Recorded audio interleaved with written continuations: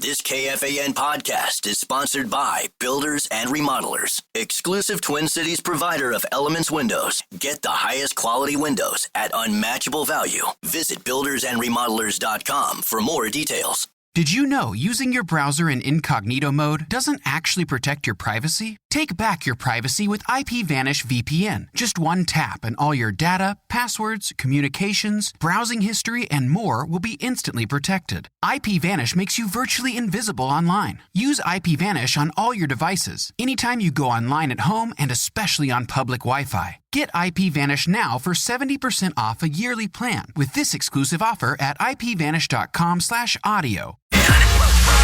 Okay, calm down.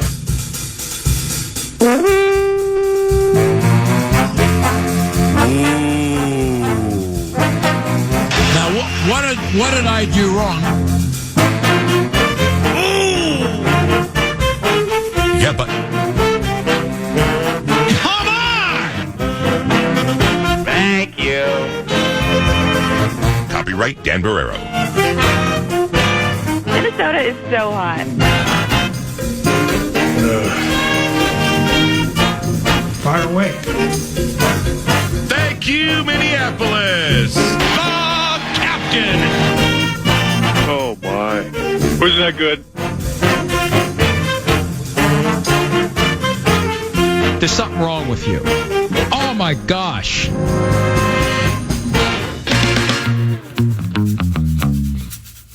Fox. Here we go, Paul!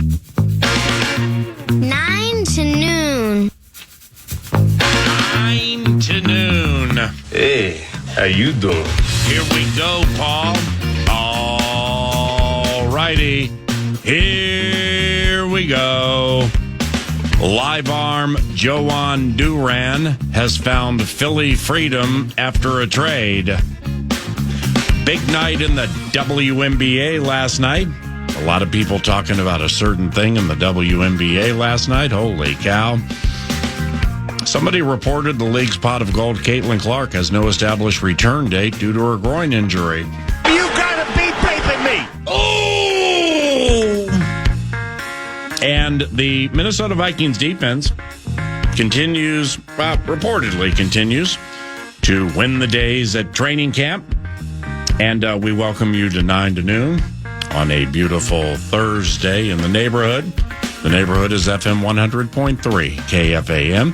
And also everybody listening via the vast and ever-expanding free iHeartRadio app all across the Great Divide.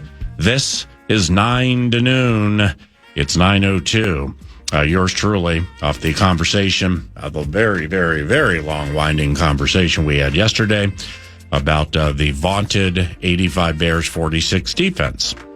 And yours truly spent a little time at Minnesota Vikings practice yesterday and had the privilege and opportunity to chat with defensive coordinator Brian Flores about Buddy Ryan's vaunted 46 defense that we went to analyzing yesterday, 9 to noon.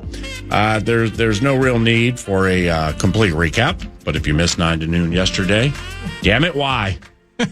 And if you missed it, podcast it. It's Love Covenant on Demand. It's KFAN.com. The chuckle, the chortle you heard was that of 9 to noon producer Eric Nordquick, as John in Minneapolis used to say. He's Mad Producer 1 on Twitter. Please follow him as 9 to noon does if you're so inclined. But my chat with B-Flow yesterday originated from watching a series of Minnesota Vikings practices, seeing the defense do some really good things, the running game, specifically with Jordan Mason, do some really good things, but facets of the passing game, sans Justin Jefferson at times. What? Sam? What? Did you throw it? What? Nudie? What? So I'm like, all right, there are one of two ways to go at this. Are we going to praise, or are we going to chide and guess? So the opportunity, whenever the fellowship-laden opportunity to praise is in front of yours truly, I will take that road 10 out of 10 times. So I'm like, how are we going to do this?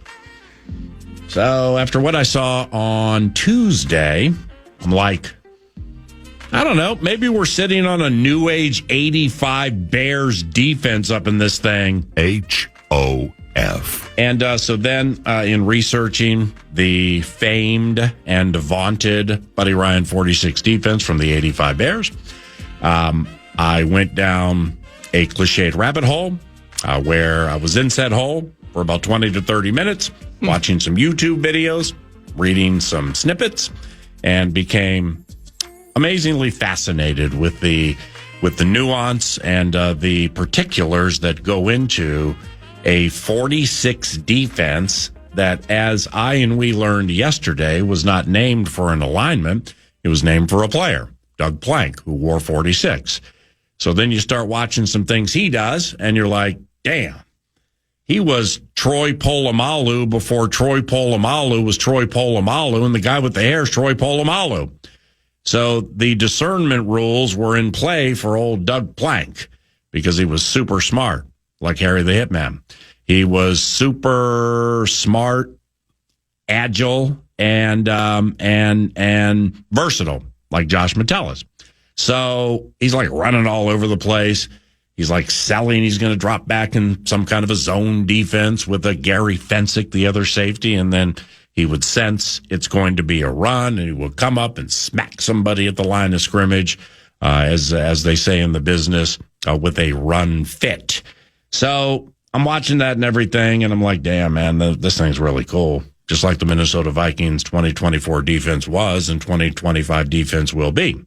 So Brian Flores, defensive coordinator for the Minnesota Vikings. This one here undoubtedly will make the producer of 9 to Noon chuckle. Good morning. Good morning. I took an L out of the gate with the chat yesterday, and here's how. I haven't even said how. No, I know. You just know that I tell the truth, and yes. I'm of the vein opening variety, and I don't mind sharing things like this. So the L yours truly took out of the gate with this truncated conversation with the well-respected defensive coordinator. I actually asked a National Football League defensive coordinator, quote, how familiar are you with Buddy Ryan's 46, end quote. As we were walking right before practice, he stopped and looked at me with the intonation. He didn't say a word. It was just like, did you really just ask me that question? I always love that one. Okay, cool. So, all right, cool. So the three tight end, the three linebackers and the tight end and stuff like that. So that's a tough way to start too. Yeah, because he's on guard for what the next question's going to be. Right. Well, but see, there was another L that I took yesterday. It's stupid, but it was there was a coach walking out to practice. All right, so there are some coaching interns that are not only at this camp but part of every team's camp. Yeah, trying to find their way into the National Football League. It's like the Bill Walsh intern program or something like that. So this guy, who I hadn't met clearly, about 30, 40 years away from me, was walking to practice. And the cartoon character from now 20 yards away is like, Brian. Oh, no. And the guy looked, and he looked. He didn't say anything. So then I walked over, and then I said, Brian, can I ask you? Oh, hey, you're not Brian. Yeah, I'm Drew Coleman. I used to play for the Jets. Hey, Drew, Paul Allen. I call the games on the radio. I really, really want to apologize for mixing you up with Brian Flores. He said, no, it's no problem. But what was interesting about how that the serendipity from that truncated yet erroneous interaction, because I thought this guy was Brian Flores from afar, is I said, well, I apologize, man. I thought you were B-Flow from afar, and I wanted to ask him a question about Buddy Ryan's 46 defense. And then he said, oh, wow. I played for the Jets, and the coordinator was Rob Ryan. Oh my gosh. Like, how about that? Was it Rob or Rex? One of the Ryans. My man basically could lay out the 46 defense, the nuance associated with it, the effectiveness that comes out of said nuance, And I think I might have sprouted a friendship yesterday. Drew Coleman, former New York Jet. So Robert Rex Ryan was on the staff when he played. I think it was Rex. But Rex would have been the one with the Jets, yeah. Yeah, so then he's like put me on some nuance related. Oh, he would have been there 2009, 2010ish. He would have been AFC title games. He would have been butt fumble from Sanchez, the whole thing. He was in the thick of it. Hey, Brian. I'm not Brian. I'm Drew. Hey, Cole. You can call me Pete if you want. Now, when you approached the owner of the team, Ziggy Wilf, yesterday, you did call him Ziggy and not Mark. Is that accurate? Well, how'd you know that? Were you at the iHeart bait yesterday? You can only imagine. Just pick a member of the fan staff that would have just had free time, despite maybe even having his young child there. Abbott, who would have zoomed in and took a photo of you and then put it on X and said, "I wonder, what are these guys discussing right now?" Oh, geez. Yeah, I mean, Well, let's see. It couldn't be Common. He was on the radio and. His preoccupation with me involves my vacation days. But no, I have meat sauce? Meat sauce, yes. No. Yeah. Picture on the X? Yeah, there's a picture on the X. You chatting with Ziggy Wilf. Okay. What were we? But you didn't call him Mark, correct? No, I called him Lenny. And that subsequently, I mean, there are two sides to look at this. That $10.99 I get from them for some ancillary work I do. Dead. L. But I don't have to deal with the $10.99 taxes. When all of a sudden, when I see the tax man, I'm like, what happened to that number right there? Damn, man, it's changed the last 4 years. Holy cow. But I get to pay less in. Yeah, right. The check I send's a little smaller. I mean, it's Tuesdays at 11:03 at the Twin Cities Orthopedics Performance Center. Just off that conversation yesterday by calling the owner of the team, Lenny Wilf, which I actually didn't do, but for the sake of the bit. Tuesdays during the regular season. And welcome to Twin Cities Orthopedics Performance Center. I'm Eric Nordquist, now joined by Kevin O'Connell, head coach of the Minnesota Vikings for X's and O's. I always love that one. So that's that could be an ancillary stray caught from this entire situation. Well, whether it was B-Flow, it was, we can call him D-Cole now. I mean, I feel like you guys got something started there, Drew Coleman. Oh, we got a vibe. And you got Ziggy. I mean, that's a heavy hitter list that you were able to connect with yesterday. Well, that's awesome. 9 to Noon greatly cares about you, and 9 to Noon greatly cares about the audience. So therefore, if 9 to Noon has a little bit of time before race announcing at Canterbury to roll out to the palatial purple paradise, to go steam seeking. There we go, Paul! We need steam. Steam team. Yeah, we need steam.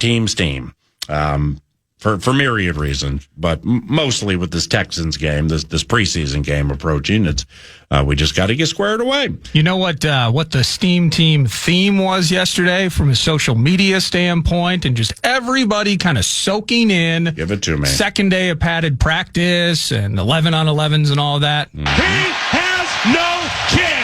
I mean, the QBs were under siege the entire freaking day yesterday, PA. All four throwing picks. Yeah. I got, during Vikes Bites, I got some nudie with the strip. Really? Dwight McGlothern audio, he was talking to the media yesterday, 3 days in a row. He's had an interception during practice. So wow. The steam is, man. I mean, they're not, B-Flow kind of shaking his head when you ask him about the 46. Yeah.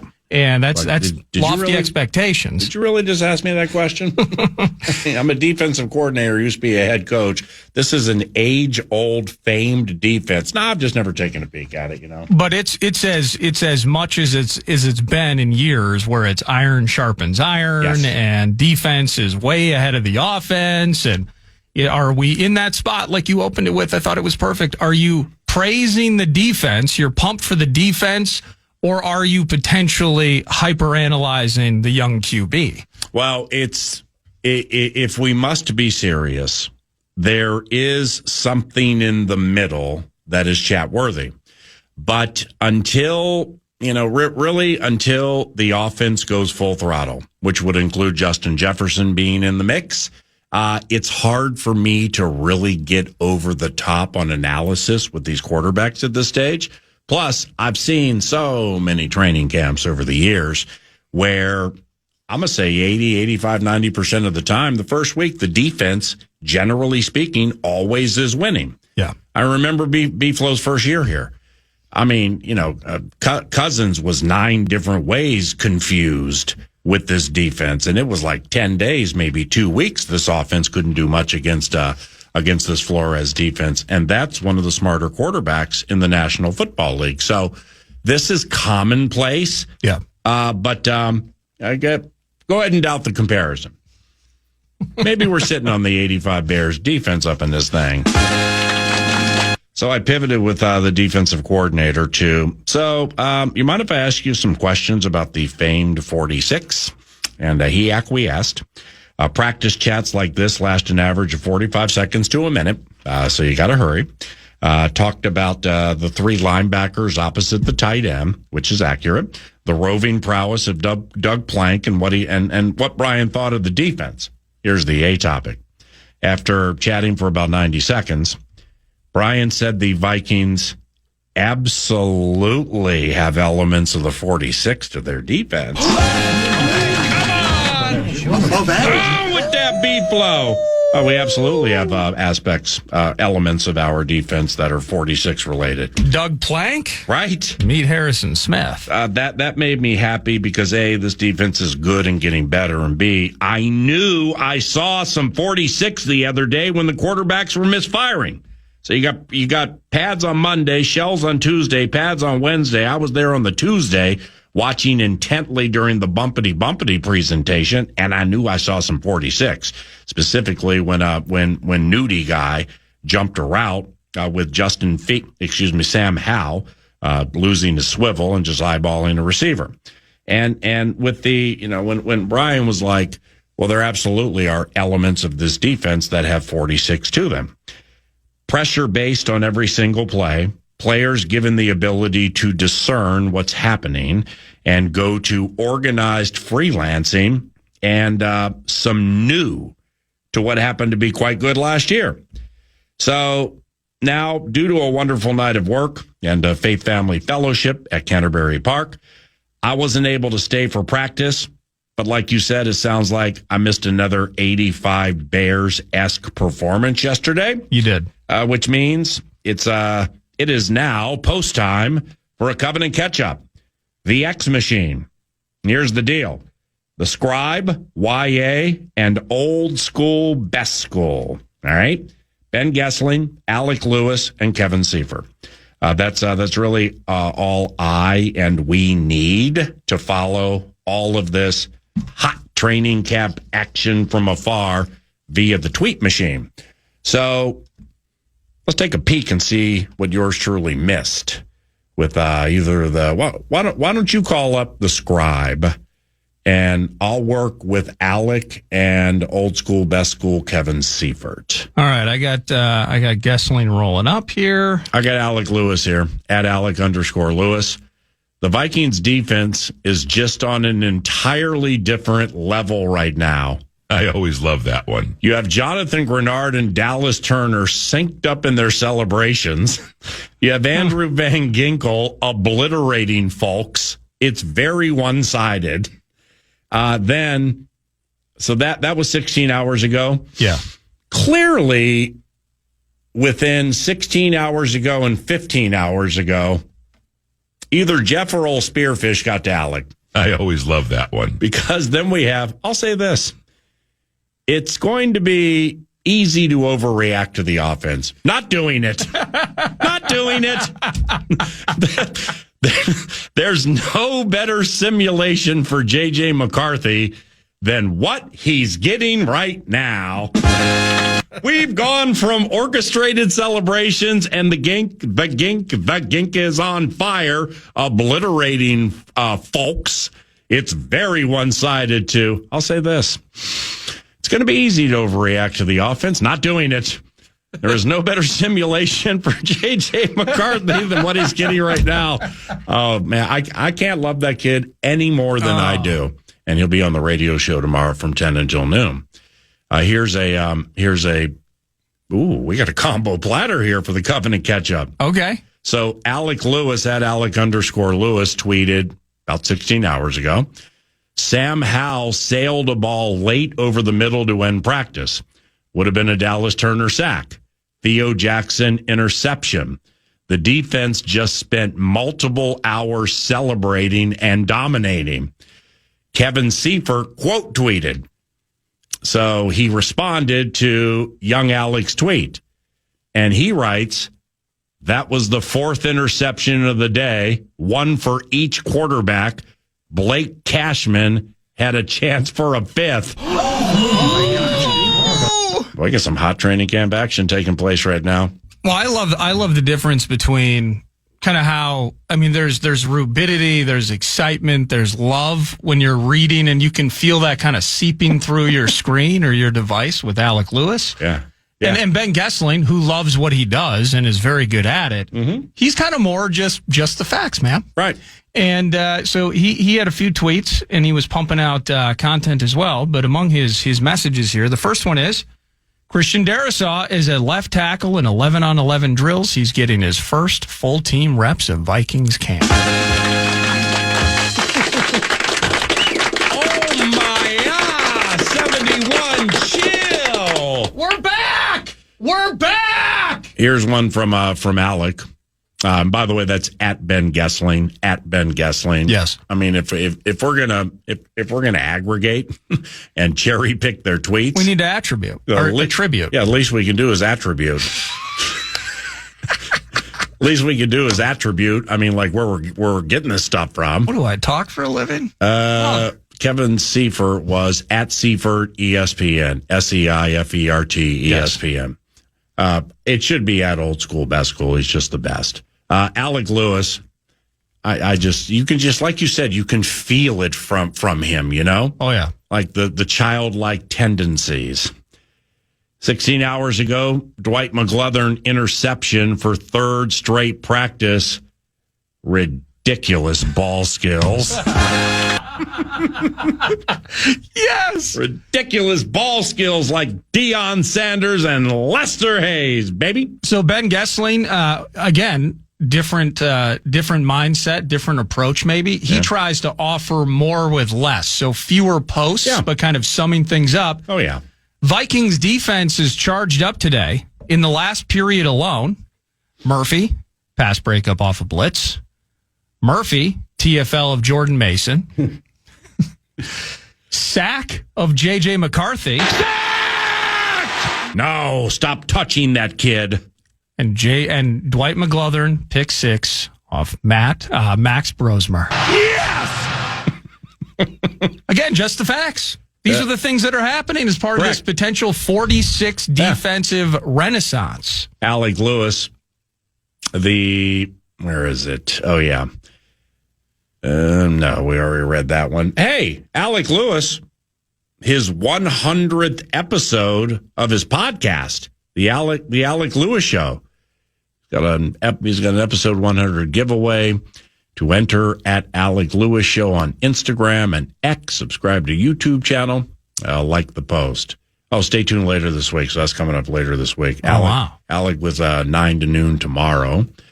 Who's going to be his guest for the 100th? I think the Hitman. Feels like it might be the Hitman. Go big for number 100. Great, Alec. Great stuff from J.J. McCarthy today. All about process, focus on the day-to-day growth. Talked about importance of quick decision-making against this defense. This isn't as juicy as I thought. Nah, it's kind of toned down. Even Gessling, again, just Vikings second padded practice. Now, this was a tour de force for the defense.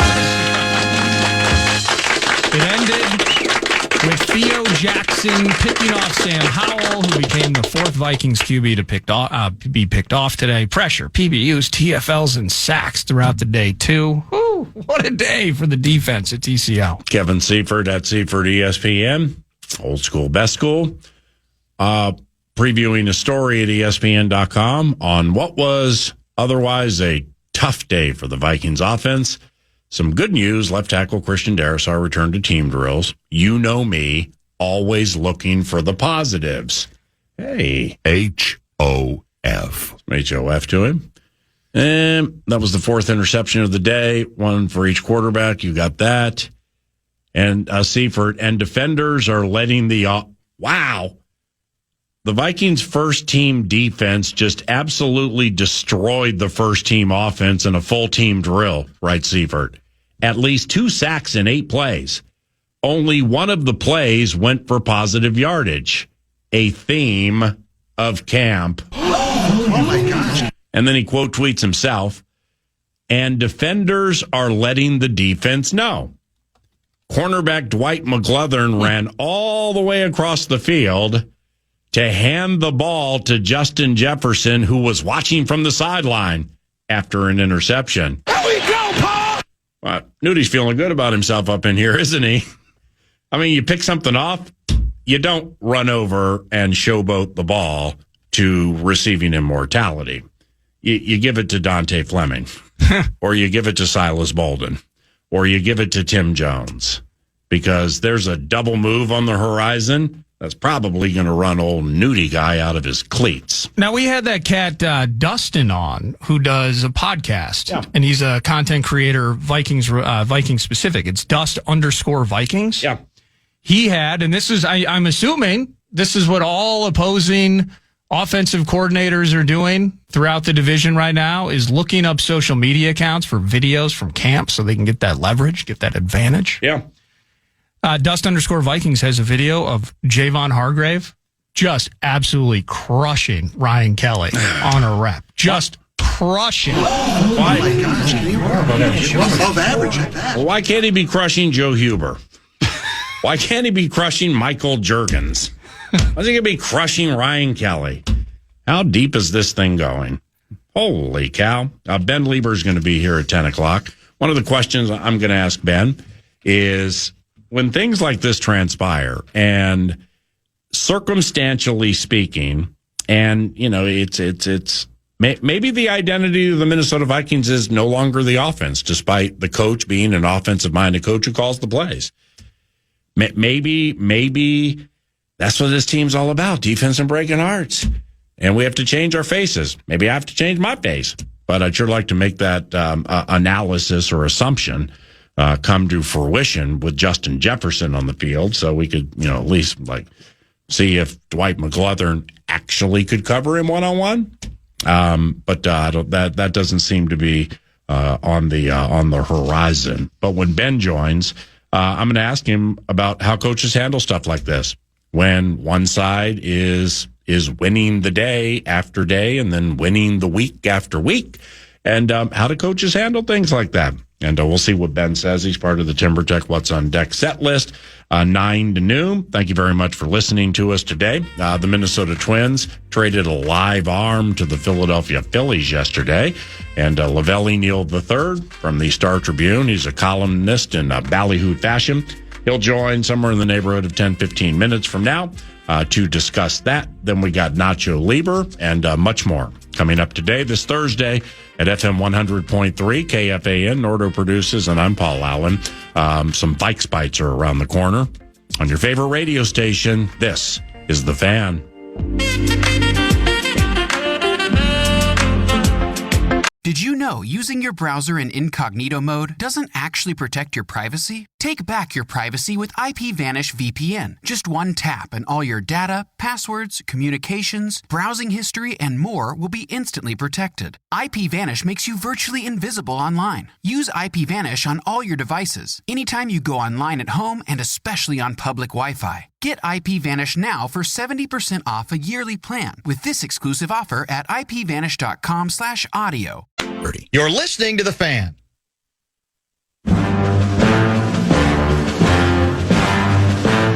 9 to noon, it's Vikes Bites. Vikes Bites brought to you by Thousand Hills Lifetime Grazed Grass-Fed Beef. Sauce. You can shop online. Box of meat shows up at your doorstep. You can go to Coburn's, Co-op's, Kowalski's locations. They are proud sponsors of Gophers Athletics, Clearwater, Minnesota's own. So support local. And the key is supporting local goes, well, they also have an awesome product, which is perfect. Check out Thousand Hills. I got some audio cuts for you. Now, we are going to hear more of J.J. McCarthy's press conference from yesterday, but I did want to start by playing something that he had to say about Dwight McGlothern from his presser. Here, let me get this. And, wow, dramatic pause. There we go. on Mr. McGlothern. Here's J.J. McCarthy. With Dwight McGlothern, just how would you describe him as a dude on the field, off the field? Dwight McGlothern, also known as Nudie, he's one of my favorite guys on the team. Just somebody that's consistently vibrant, always connecting with every single player, every single coach, and he's one of a kind personality. And you see it on the field. He makes plays in unique ways, and it's really special to have him on our team. And I really appreciate him being in my class because we got a special bond that way too. So fast forward to Dwight McGlothern speaking with the media after yesterday's practice. He's just focused on the day. Obviously, a lot more confidence this training camp. How do you think these are going so far? Wood chipper? Just trying to stack one day at a time and just make sure I do good like today, So tomorrow I need to prepare the same way and just keep being consistent. What's been different this year, and was your off-season different? Yes, just more work and just coming into year 2, just wanting to be on the field more this season and just show that I'm growing as a player and I'm not a rookie anymore, and just showing my development and just showing that I can go out there and make plays for the team. And if they need to put me out there, that they can believe in me, that I'll do my job. Well, I apologize for the farm implement in the background. When I record these and I don't have the headphones on, it does actually sound a bit different in terms of the clipping penalty of the sights and sounds of Twin Cities Orthopedics Performance Center. But that's part of the training camp charm. It is part of the charm. You got to keep those practice fields perfect and manicured. I believe manicured perfectly. The McGlothern 3 picks in 3 days. That's got to feel pretty good. 3 picks, 3 days in a row. That's got to feel pretty good. It's a blessing for sure. I just have to keep making plays and just having the coaches believe in me and I'm just trying to touch the field this season. That's all I'm trying to do. What do you think about Nudie and his camp? Kind of the vibe. It's in some ways a land of opportunity. Okudah will come in, of course, higher draft stock and maybe expectations, and he's on a redemption tour, if you wanted to put it that way. And, of course, Mekhi Blackmon back from injury, but Byron Murphy Jr. and Isaiah Rodgers. McGlothern wants to play, man, and right now in camp, he's playing, and he's making those plays. In July or August of 1985, there was a little-known corner from Alcorn State University. Okay. That people doubted, named Leslie Frazier. He ended up being quite the contributor to the 85 Bears defense. I always love that one. And maybe that's Dwight McGlothern. Maybe in this new age 85 Bears defense running a 46, which is really a 3-4 hybrid with floaters, maybe McGlothern from under the cover of darkness is emerging into playing time. When Nacho's here 25 minutes from now, McGlothern and Okudah are in quite the battle right now. They're in quite the battle because Rodgers and Byron Murphy Jr. have spots solidified in my estimation, but there's still a position, a third corner position where said defender plays 60 to 70% of the game. McGlothern and Okudah locked in battle inside the final furlong of training camp. Ooh, loving that. Vikes Bites. Eric Wilson. You remember him? He played for the Vikings and he went to the Packers and now he's back with Minnesota. Mm-hmm. What's his role all about with this team? Your role, being productive and kind of teaching. I mean, we just saw you showing a guy just some technique and things. I mean, is that what you embrace coming in back to the Vikings like this? Yeah, I remember when I was a rookie and there's some things that I guess you just have to learn or someone has to tell you, and maybe a little thing might help them, be that much better. So that's the type of things that, when it comes to that time, I try to help them with, things like that. So. Who was that guy for you here? Definitely EK and AB, Eric Hendrickson, Anthony Barr, Anthony Harris, CJ Ham, all those guys kind of, put me under their ropes and kind of help me out. When you come in and work hard, people kind of can see that. So they just want to help you be better. So I don't know who asked that question, but I'm really glad that person asked that question. And here's why. Because that was after yesterday's practice. One of the topics, or one of the most noteworthy things that I picked up on Tuesday, being there for the full practice, was how much time Eric Wilson was spending with Kobe King. I mean, it was during practice. So Kobe King, the rookie from Penn State, it's when they were on the side, you could tell it wasn't a conversation about, hey, what you going to do tonight? Where are you going to get dinner? Where's a good place to stay? Stuff like that. Because you could see Wilson like taking jab steps, shaking his shoulders, like doing his hands were like, here's how we get around. Yeah. Something like that. I have no idea actually what it was, but there were physical gyrations. Maybe it has something to do, if you think about it, in terms of special teams. Because in some ways, when you were hearing about people that impacted Eric Wilson, I think it's interesting he did mention like a C.J. Ham, for instance, because you're right. you love Eric Wilson and you root for him now that he's in your covenant and he was here before. But how has Eric Wilson stayed in the league as long as he has? Mm-hmm. By being really good on special teams. Yeah. And so maybe there's an aspect to that with a Kobe King, young cat just trying to figure things out. If there's an opportunity on special teams, Kobe King, here's how we do things around here. Nailed it, because Wilson, I haven't really closely, I mean, you know how the announcer operates. While many are watching the Jefferson double moves or the McCarthy play action or the counter tray with Jackson and or Kelly, I'm looking at all phases of special teams, because the players out there are the ones who absolutely are going to make the team. Yes. Who's starting here at gunner, who's doing this, et cetera. Yeah. So who has a leg up? And now I don't know if Kobe King's out there, but I've seen him out there occasionally. You nailed it, because this took place right around the special teams drills. And if I'm Kobe, that's a wise approach to take, to chat with somebody who was undrafted out of Cincinnati and has played about a decade in the National Football League. So good for him. And thank you for Vikes Bites. When we return, let's analyze the Minnesota Twins trade that was made yesterday. And today is a trade deadline day. 5 o'clock Central is when the MLB trade deadline comes to a conclusion. And Lavelle Neal III, columnist for the Star Tribune, joins us around the corner at FM 100.3 KFAN.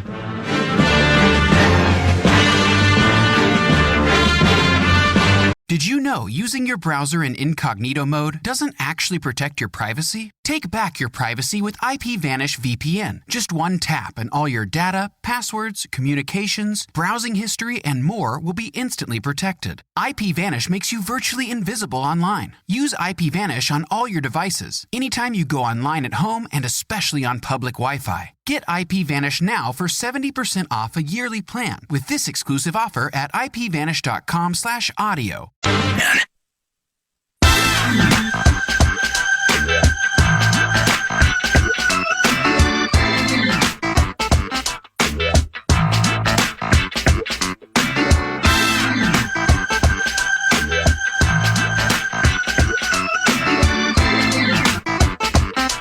And a 1, 2, 3, and fans of the old school band Blue Oyster Cult. That group is playing at Canterbury Park this evening. If you're interested in not fearing the Reaper, etc., CanterburyPark.com. If you're looking for tickets, somebody quite familiar with Canterbury Park is a longtime friend of yours truly's and member of the radio show, Lavelle Neal III, columnist for the Star Tribune and MLB covering savant. Follow him at Twitter, as 9 to Noon does, at Lavelle Neal, and he joins now. Lavelle, thanks for the time. And I should have asked you this texting yesterday, but did you happen to be in the clubhouse after the drubbing at the bats of the Bo Sox yesterday? Because the players have to be distracted with all that is transpiring, right? I mean, wobble. I really hope Justin Gard is listening right now, because he will have a deeply rooted laugh at what just transpired, because he's the producer of Bumper to Bumper. So he's the one calling Lavelle and hearing, Lavelle being distracted, and he's got the cell phone on the side of his face, and he hasn't shaved in like a week and a half, and he'll be answering a question, and then the phone will go down here, and all of a sudden Justin will wonder what's happening with the slider or the pot, and then it'll be next to his beard and like this, and scratching around everything, and while Barrero becomes agitated, Justin, yours truly, and Nordo, we happen to find a part of a humorous. But Lavelle will join us here momentarily. Hopefully his phone's right next to his mouth. So therefore, his response involving Duran doesn't sound like this far. It's 9:47. You're listening to FM 100.3 KFAN. Hey, Lavelle, Paul Allen, what's going on? Good morning, sir. Sorry, I think I cut myself off. No, it's all good, man. Did you, I should have asked you this yesterday, but did you happen to be in the clubhouse after the drubbing at the bats of the Bo Sox yesterday? Because the players, I mean, they just have to be distracted with everything that's taking place, right? And good morning. Yeah, it was a weird scene in the clubhouse after the game. One, just because they came off of such a ridiculous game that got away from them late, and there was a bit with Willie Castro being taken off the field in the middle of this. Rocco decided to change horses in the middle of the stream, and everybody was trying to figure out what the meaning was behind that. And then he brought in Griffin Jacks because he didn't want to use anybody else. Jacks gave up 3 straight hits, and then Rocco said, screw it, I'm just going to go and bring in Clemens here and just, walk out with our tail between our legs. Jacks didn't like the fact that he was taken out, and I'm sure he didn't like the fact that as soon as he left, that Clemens gave up all the runners he put on base. So then Jacks had to apologize for that. Meanwhile, Rock was in his office and with the door closed. And usually we come in, we talk to the starting pitcher, and then Rocco comes out and talks, and it's all good. We go in the clubhouse and get interviews, and it's done. Well, we ended up waiting like an hour for Rocco. Wow. And we're like, okay, what's going on here? Is Falvey in there? Yeah, Falvey ended up being in there eventually. They're about to announce a big deal. Meanwhile, Willie Castro's at his locker. And so everybody's asking Willie, well, have you been traded? He was like, no, I haven't been traded. I haven't been told anything, So all that's going on, while we're waiting for Rocco to come out of his office. And then Rocco comes off, and he says basically he thought it was just time to bring Willie off the field. And I'm pretty sure that Willie's name is in trade talks, and Rocco probably got the high sign about get him off the field so he doesn't get hurt. But Rocco couldn't come out and say that, So, oh, wow. My antenna is up for a Willie Castro trade today. Jack told us that he apologized to Rocco for how he pouted about being taken out of the game. So there was a lot of stuff going on. It was then everybody was talking to Duran, about his future, because the rumors were flying during the game that Duran was about to get dealt, and some people thought he was going to the Dodgers, then going to the Phillies. So it was a weird vibe in the clubhouse after the game, just because more guys are leaving.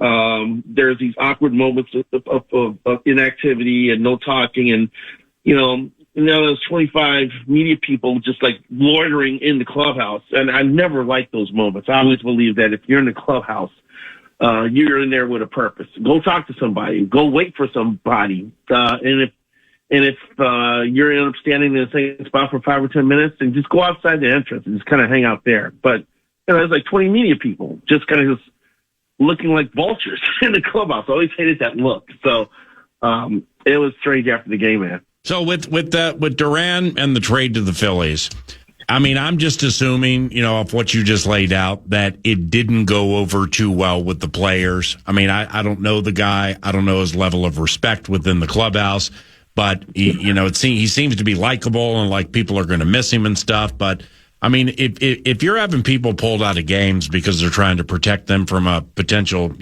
injury that could ixnay a trade that may be on the horizon.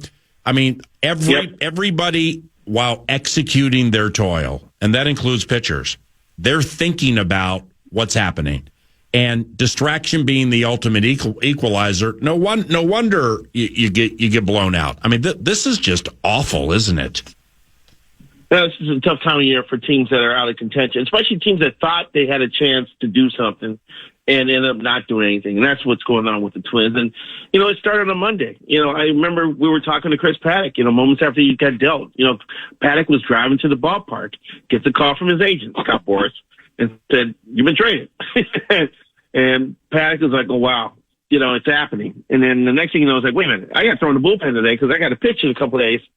So then he had to call a bunch of people with his new team, the Tigers. Hey, is it okay if I still get my work in? So Paddock comes to the ballpark, And, we're watching him go out on the field to get his throw in. And we're like, oh, okay, Paddock's seeing his working. And then next you know, Paddock's been dealt. And we're like, wait a minute, but Paddock's out in the field, he was working.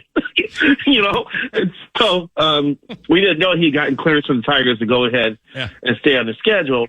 So now we're talking to Paddock, and I just remember Zeddy Matthews and Sean Kiersey are dressing nearby, and they're just like staring at this whole interview situation. Because I just realized those dudes have never seen someone get traded before.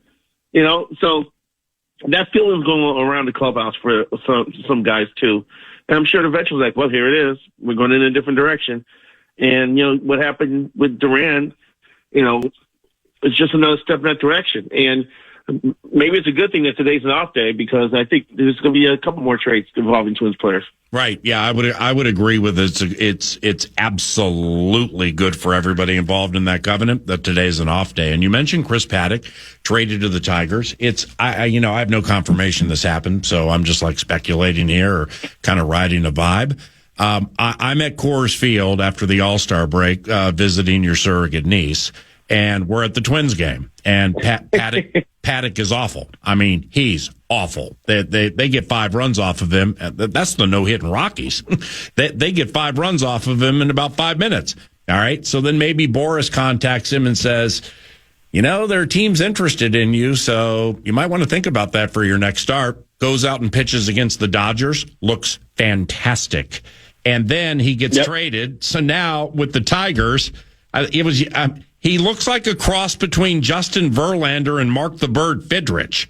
So I wonder how well that trade, the Paddock trade, was received by the players. What do you think? Well, here's the thing. There's an initial reaction to getting dealt. You're like, oh, man, it's over here. It stinks. Players are coming over to you, hugging you. Harrison Bader, came over to Paddock, gave him a hug and said, well, it's time for you to chase that stack, which meant, stacks of cash for getting the playoff bonus, and then I didn't realize Brooks Lee and him were pretty tight. So Lee was like, we got to have dinner when we come to Detroit next week, So things are going like that. But then, Paddock leaves the clubhouse. He starts traveling. He's like, I'm moving up the standings. I'm moving up the wild card standings. Wait a minute, I got a shot here. So that's the adrenaline kick there, man. Right. So, and our former buddy, Negative Dave, was coming at me for screaming about how he dominated because it was just the Diamondbacks. So I'm like, the Diamondbacks, they're pear-shaped too, because they're trading people as well. But you know what? This guy just got clobbered by the Rockies. All right? So don't take it lightly that he pitched well in his debut just because it was the freaking Diamondbacks. He is going to be everything they need in the number 5 starter down the stretch. And he gives them peace of mind. And good luck to Chris Paddock. He's a good man. I've always enjoyed talking to him.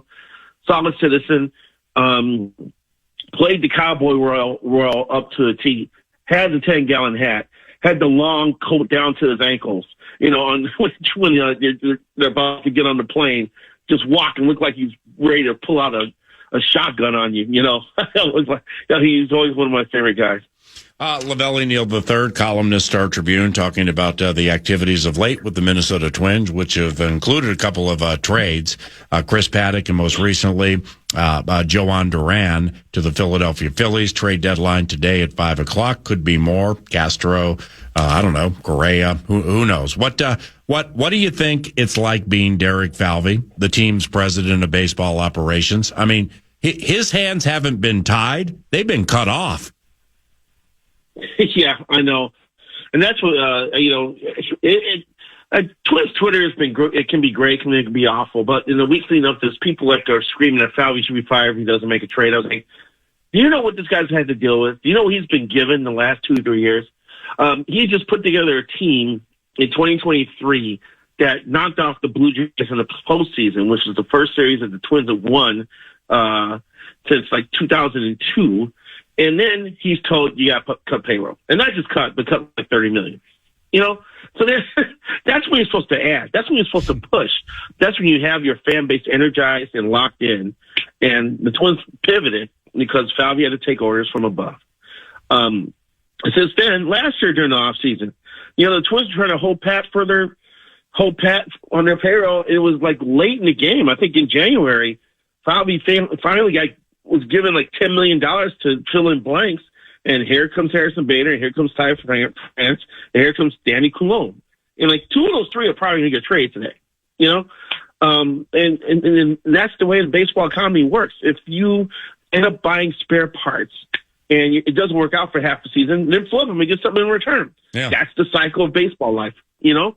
So Falvey has done what he could with what he had to work with. And Rocco has done what he could with what he had to work with. Rocco doesn't have a leadoff hitter. Rocco doesn't have a number 3 hitter. Rocco doesn't have offensive first base. Rocco doesn't have offensive DH. Wow. How the hell are you supposed to put the air lineup with these guys? Wow. You know, so it's been a freaking challenge, man. And so the goal from where they're at the end of 2023 to right now is probably messing with some people's minds there in their psyches for people who have been there for a while. Yeah, I like how you laid that out very fairly. Time for 2 more. With Paddock and or Duran, do you like the guys they got in return? Yeah, I mean, the fact that the fact that they were able to get Randy Dominic off the books was a shocker to me, because I couldn't see any scenario in which a major league team would want Randy Dominic the way he's been pitching for the Saints. Great guy, fabulous story. God bless him. He was able to get a little bit of security with the Twins after, breaking through in like 2019, 2020. But I thought the Twins did pretty good for what they gave up in Paddock.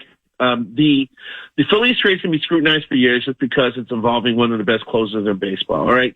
The Phillies have a top 5 farm system, first of all. So that's a plus. So the Twins got the number 3 and the number 6 prospect off a farm system that is ranked in the top 5. So those already should be quality players. They need catching prospects. They're thin in that regard. And this 18-year-old kid who's about to turn 19, apparently he's got legitimate left-handed power. And if he can stay behind the plate, he could be a plus guy for them going forward. The pitcher was 7-2 with an ERA under 3 at AAA. He's made 6 starts. He could touch 99. He's got other stuff. He just needs to fine-tune his command. So he's in that stage where, where we saw David Festa and Zebby Matthews last year when he was thrown into the water and they're trying to swim, and the Twins had to work with him through that. But it looks like he could be a capable rotation piece. And when you train the reliever, I know it's a closer, but you train the reliever, you get back a potential everyday position player and a starter. That's pretty decent. It's too bad they couldn't get their top prospect. His name was Andrew Painter, a 6'7" flamethrower. But it is what it is. They got 2 players back for a closer. And no one's complaining about the trade right now. And as you saw, a lot of relievers got traded yesterday. Both the Taylor brothers got traded. The closer for the Cardinals got dealt for varying amounts of packages. I think the Twins did pretty good. All right. Lastly, outside of the Covenant, are you hearing anything juicy from Chicago Bears camp? Yeah, it's funny. Luther Burden has been an L in camp because he was injured, and then he couldn't even get in the right spot. Position-wise, in terms of getting set up during walkthroughs. But yesterday he had a big day. Caleb Williams has shown growth during camp. That's encouraging. The defense has been saber-tooth at times during camp. So there's some good things going on. Ben Johnson has been holding everybody accountable. He's been yelling and screaming at people, dropping bombs on them for being out of alignment. The offense is playing with better pace. This is all the stuff I've been reading and monitoring over the last couple of days. Last week I was a little concerned because I kept hearing all the negative stuff coming out. But it sounds like the last couple of days have been pretty positive. So, but what does that mean? We don't know. We'll find out when they start playing some games. Thanks, my brother. Enjoy the day, and maybe we can hook up in studio next week. Okay. Sounds good to me. See you, Lavelle. That's Lavelle Neal III, columnist for the Old Strib. Second hour of the presentation begins with Ben Lieber. Beloved Nacho is next. Did you know using your browser in incognito mode doesn't actually protect your privacy? Take back your privacy with IPVanish VPN. Just one tap and all your data, passwords, communications, browsing history, and more will be instantly protected. IPVanish makes you virtually invisible online. Use IPVanish on all your devices, anytime you go online at home and especially on public Wi-Fi. Get IPVanish now for 70% off a yearly plan with this exclusive offer at IPVanish.com/audio.